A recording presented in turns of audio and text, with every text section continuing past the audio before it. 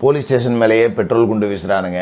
ஏடிஜிபியை ஆஃபீஸ்லேயே வச்சு எரிச்சு கொல்ல பார்த்துருக்காங்க அப்படின்னு தகவல் வருது. உண்மையிலேயே தமிழ்நாடு ஸ்டாலினோட ஆட்சியில் வாழ தகுதியற்ற ஒரு நிலமாக மாறி போச்சு. மறுபக்கம் பார்த்தீங்கன்னா ஜாதி கலவரத்தை தூண்டுறது, மத கலவரத்தை தூண்டுறது, இது எல்லாத்தையுமே பிஜேபியோட கள்ள கூட்டணி வச்சுக்கிட்டு இவங்க செய்கிறாங்களோ அப்படிங்கிற பயம் இருக்குது. இங்கே பார்த்தீங்கன்னா எதுக்கெடுத்தாலும் ஜாதி பிரச்சனை, மத பிரச்சனை, இதே மாதிரி அணுகக்கூடிய மனநிலை திமுக ஆட்சிக்கு வந்த பிறகு தான் அதிகமாக இருக்கு. ஆனால் தலித் மக்களை முழுக்க முழுக்க முழுக்க ஒடுக்கக்கூடிய வேலைகளை செய்யக்கூடியதும் இதே திமுக தான். ஆனால் அந்த பாவப்பட்ட மக்கள் இவங்கள தான் நம்பி வாக்களிக்கிறாங்க. திருமாவளவன் மாதிரியான ஆளுங்க இவங்களை அடவு வச்சு சோறு தின்னுட்டு இருக்காங்க அப்படிங்கிறத எப்போ புரிஞ்சிக்க போகிறாங்களோ.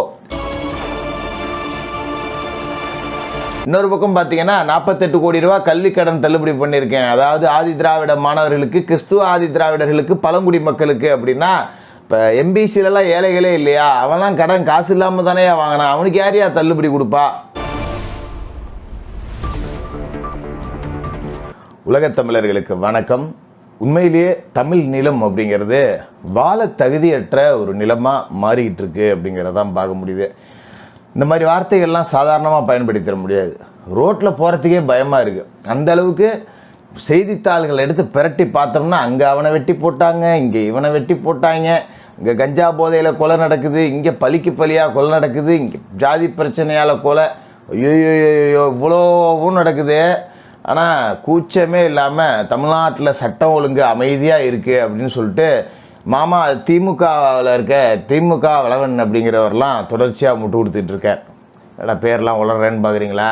வேணும்னு தான் சொல்கிறேன். அவர் திருமாவளவன் இல்லை, திமுக வளவன். படுபயங்கர முட்டு கொடுத்து திமுக காரங்களாகவே ஆகிட்டாங்க.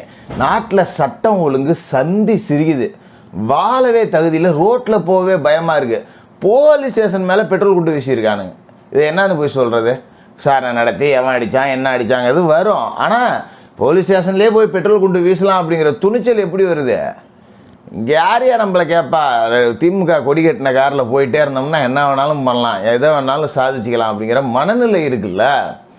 இந்த ஏடிஜிபி எவ்வளோ பெரிய பதவி. டிஜிபிங்கிறவர் தான் தமிழ்நாடு காவல்துறைக்கே தலைமை ஹெட். அவர் தான் ஏடிஜிபி. அவருக்கு அடுத்த நிலையில் இருக்கிற ஒரு அதிகாரி கல்பனா நாயக் அப்படிங்கிற ஒரு பெண் அதிகாரி தன்னோட அலுவலகத்தில் வச்சு தன்னை உயிரோடு எரிச்சு கொல்ல முயற்சி செஞ்சாங்க அப்படின்னு சொல்லியிருக்காரு. எப்படி இருக்குது பார்த்தீங்களா? எதுவும் இன்றைக்கி நேற்று இல்லை, கடந்த வருடம் ஜூலை மாதம் நடந்திருக்கு இந்த சம்பவம். ஆகஸ்ட் மாதம் அவங்க பணியிலேருந்து லீவில் வந்துட்டு புகார் கொடுக்குறாங்க டிஜிபிகிட்ட போய், என்னை ஆஃபீஸ்லேயே வச்சு உயிரோடு எரிக்க முயற்சி செய்கிறானுங்க அப்படின்னு. இன்னைய வரைக்கும் விசாரணை நடத்தலைங்க. இப்போ பத்திரிகையாரங்க வெளியில் பொது வெளியில் வந்து பேச ஆரம்பித்த பிறகு தான் விசாரணை அப்படிங்கிறதே ஸ்டார்ட் பண்ணியிருக்காங்க. ஒரு ஏடிஜிபியோட உயிருக்கே உங்களால் பாதுகாப்பு கொடுக்க முடியலன்னா நீங்கள் மக்களுக்கு அப்படியே பாதுகாப்பு கொடுத்து மானாவா அப்படிங்கிற போகிறீங்க அப்படின்னு தானே மக்கள் பயப்படுறாங்க.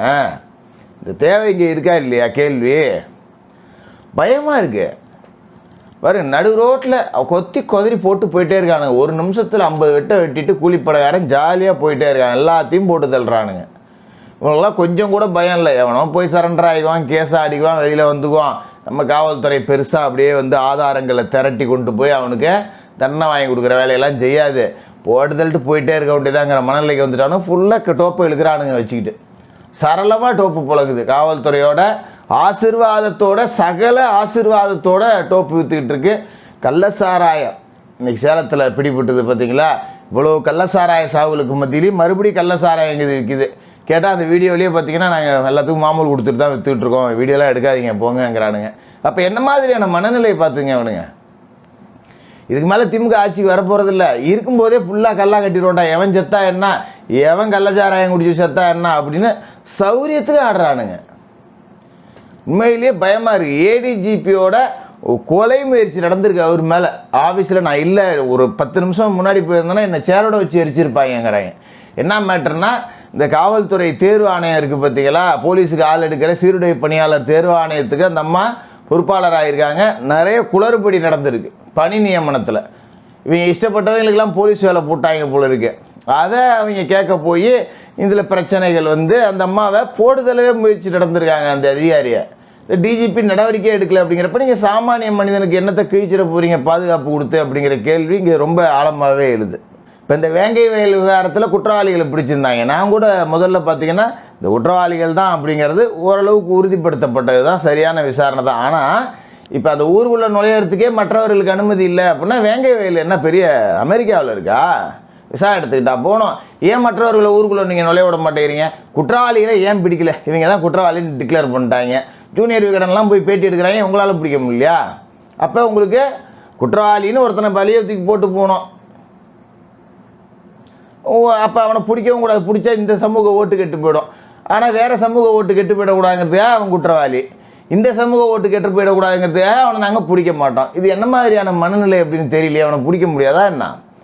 ஏன் நீங்கள் ஊருக்குள்ளே மற்றவர்களை அனுமதிக்க மாட்டேங்கிறீங்க? பயமா? உங்களோட வண்டவாளம் எல்லாம் வெளியே வந்துருங்கிற பயமா?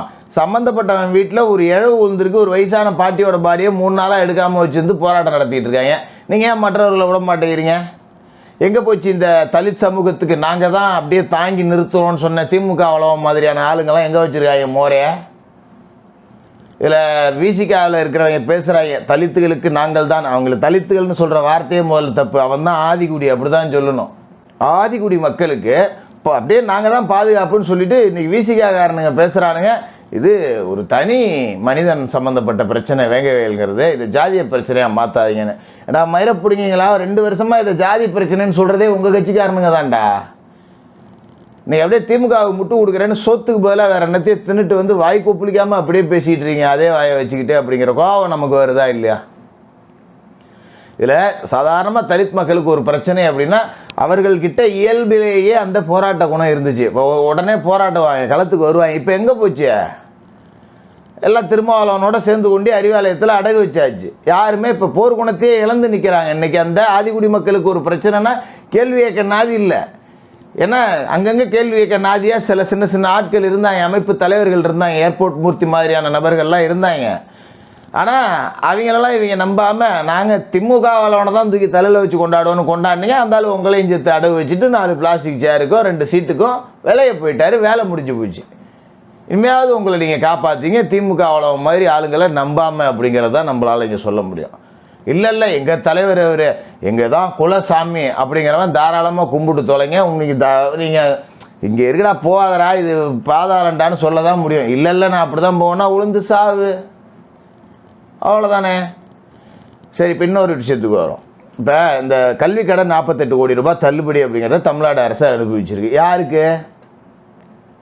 பட்டியல் சமூக மக்களுக்கு, பழங்குடிகள் சமூகத்துக்கு, கிறிஸ்துவ ஆதி திராவிட மக்களுக்கு அப்படின்னு.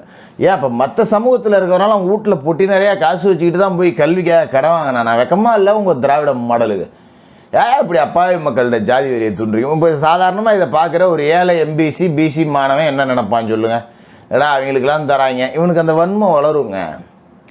சும்மாவே பார்த்தீங்கன்னா இந்த ஆதிக்குடி மக்களை நீங்களாம் இடஒதுக்கீட்டில் வந்தோம்டா அப்படின்னு கேலி கிண்டல் பண்ணுறாங்க. இடஒதுக்கீடுங்கிறது எல்லா ஜாதிக்குமே இருக்குது. ஆனால் இந்த மாதிரியான சலுகைகளை குறிப்பிட்டு சாதியின் பேரால் கொடுக்குறீங்க அப்படின்னா நீங்கள் ஜாதியை வளர்க்குறீங்கன்னு தானே அர்த்தம். இப்போ என்ன நான் ஓப்பனாகவே சொல்கிறேங்க, பென்ஸ் காரில் போய் பிள்ளைகளை காலேஜில் இறக்கி விட்டு வர பறையர் சமூகத்தை சேர்ந்தவனையும் நான் பார்த்துருக்கேன். ஃபீஸ் கட்டுறதுக்கே வக்கத்து போய் நிற்கிற பிராமணனையும் நான் பார்த்துருக்கேன். எல்லா ஜாதியிலையும் ஏழை இருக்கான், எல்லா ஜாதியிலையும் பணக்காரனும் இருக்கான். இந்த மாதிரி கல்வி கடன் தள்ளுபடி அப்படிங்கிறது குறிப்பிட்ட ஜாதிகளுக்கு மட்டும் அப்படின்னா அப்போ மற்ற ஜாதியிலாம் ஏழைகளே இல்லைன்னு சொல்கிறீங்களா? இல்லை இந்த ஜாதியில் இருக்கிறவங்க பூரா எல்லாமே ஏழையாக தான் இருக்கான்னு சொல்கிறீங்களா? இது என்ன மாதிரியான மனநிலை? கல்வி கடன் அப்படிங்கிறது பிள்ளைய படிக்க வைக்க காசு இல்லைன்னு தான் அவன் வாங்குறான். அதில் போய் நீ இந்த ஜாதிகாரனாக தான் இருந்தால் நான் பணம் கட்ட விட மாட்டேன், நீ இந்த ஜாதிகாரனா தான் நீ பணம் கட்டி தான் ஆகணுங்கிறது என்ன மாதிரியான மனநிலை? இது ஒரு விதமான மறைமுக சாதிய மோதல்களுக்கு வழிவகுத்துரும். அதுதான் திமுகவுக்கும் தேவை. சாதி கலவரத்தை இவங்க தான் தூண்டுறாங்க. இது மாதிரி திருப்பரங்குன்றம் மலை பிரச்சனை, அது முருகனோட மலை, அதில் எந்த மாற்றமும் இல்லை. எவனோ 4 சல்லிப்பைய அங்கே நம்ம இந்த திமுக கூட்டணி எம்பி தானே, இந்த மாதிரி ஆளுங்க வந்து எதையாவது பண்ணி ஒரு பிரச்சனையை கிளப்புறாங்க. உடனே அது சிக்கந்தர் மலை போகிறது வர்றதுன்னு. அதாவது இஸ்லாத்தில் வந்து கல்லறை வழிபாடு அப்படிங்கிறதே கிடையாது, கல்லறை கட்டுற பழக்கமே கிடையாது, அது ஹராம்.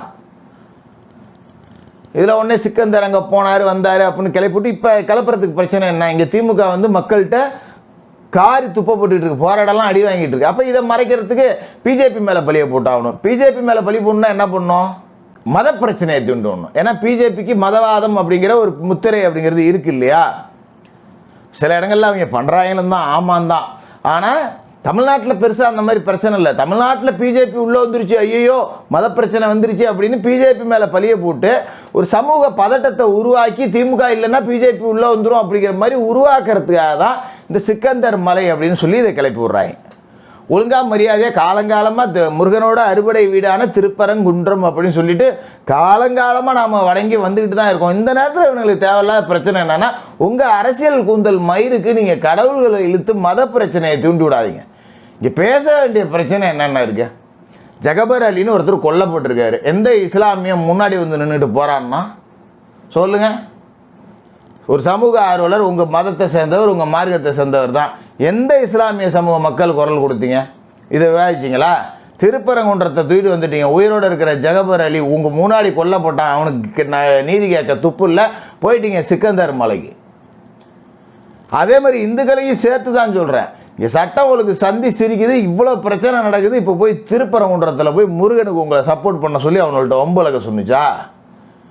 சாதாரணமாக 2 நாய்ங்க கத்தும், அவங்களுக்கு ஆதரவாக 2 கத்தும், இவங்களுக்கு ஆதரவாக 2 கத்தும். அதுங்களை கடந்து போயிட்டாலே கத்தி கத்தி பார்த்துட்டு தொண்டை தண்ணி வற்றி போய் அது பாட்டுக்காக வீட்டுக்கு போயிடும். இதெல்லாம் ஒரு பிரச்சனைன்னு கூவிட்டு கிடக்குறீங்க. இங்கே விவாதிக்க வேண்டிய பிரச்சனை என்னங்க? தமிழ்நாடு கடனில் முழுகி போச்சுங்க. அதை பற்றி பேசுறதுக்கு எந்த மீடியாவுக்கும் துப்பு இல்லை. சமூக ஆர்வலரை வெட்டி கொள்றாங்க. ஒரு விஓவை வெட்டி கொண்டானுங்க. ஆம்ஸ்ட்ராங் ஒரு அரசியல் கட்சி தலைவரை வெட்டி கொள்றாங்க. ஏடிஜிபி ஆஃபீஸில் வச்சு எரிக்க முயற்சி செஞ்சுருக்காங்க. கல்லூரிக்கு போன மாணவிகளை கற்பழிக்கிறாங்க. ரோட்டில் போகிற பெண்களை காரை துரத்திட்டு வந்து அடிக்கிறானுங்க. இதெல்லாம் எடுத்து விவாதம் பண்ண துப்பு இல்லை. போயிட்டீங்க மத பிரச்சனைக்கும் மயிறு பிரச்சனைக்கும். இதுதான் இப்போ ரொம்ப முக்கியமா? இதெல்லாம் உங்கள் முன்னாடி அப்படியே சென்சிட்டிவாக காமிச்சிட்டு பின்னாடி ஆர்கனைஸாக திமுக பல வேலைகளை பண்ணிக்கிட்டு இருக்கு. சமூக பிரச்சனைகள், மத பிரச்சனைகள் எல்லாத்தையும் கிளப்பி விடுறது. தமிழ்நாட்டில் நடக்கிற அத்தனை அநியாயத்துக்கும் அறிவாலயத்திலேருந்து தான் ஆள் சப்ளை பண்ணப்படுதோன்னு எனக்கு பகிரங்கமாக சந்தேகமாக இருக்குது. பார்த்துங்க. அதாவது நம்ம பேச வேண்டிய பிரச்சனைகள் எதுவுமே பேசப்படலை. தேவையில்லாத பிரச்சனைகள் மட்டும்தான் தொடர்ச்சியாக பேசப்படுது. இது எல்லாத்தையும் நான் பேசுகிறது சரியா சரியில்லையா அப்படிங்கிறத உங்களோட பார்வையை விட்டுறேன். வேங்கவேல் பிரச்சனை எவ்வளோ பெருசாக பேசப்பட்டிருக்கணும், பரந்தூர் மக்கள் பிரச்சனை எவ்வளோ பெருசாக பேசப்பட்டிருக்கணும், முடிவை நீங்களே எடுத்துங்க.